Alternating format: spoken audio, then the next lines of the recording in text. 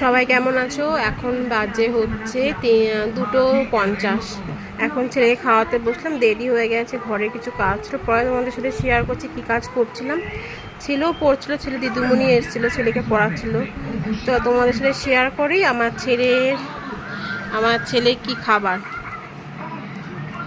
ঠিক আছে, আমার ছেলের খাবার। তো ভেবো না আমি বিছানার উপর খাচ্ছি বলে। এই দেখো, আমি এখানে একটা জিনিস নিয়েছি, তার উপর রেখে খাচ্ছি।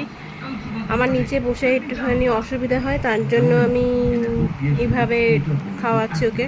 দেখো, এখানে ভাত আছে, আমি টাইট টাইট করে মুগ ডাল করেছি। এখানে একটা মাছ আছে।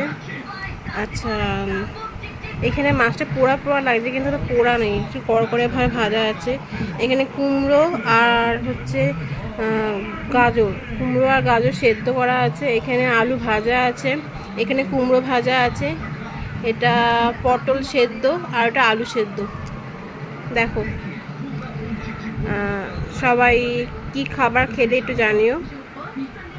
আর কুমড়ো খাওয়া খুব ভালো নাকি শুনেছি, কুমড়ো খেলে নাকি ভিটামিন ডি থাকে। কুমড়োতেই একমাত্র একটা সবজি যেমন ভিটামিন ডি থাকে, আর তেমন কোনো সবজিতে নেই। তাই কুমড়ো সেদ্ধটা আমি আমার ছেলেকে দিচ্ছি, যাতে ওর শরীরটা ঠিক থাকে।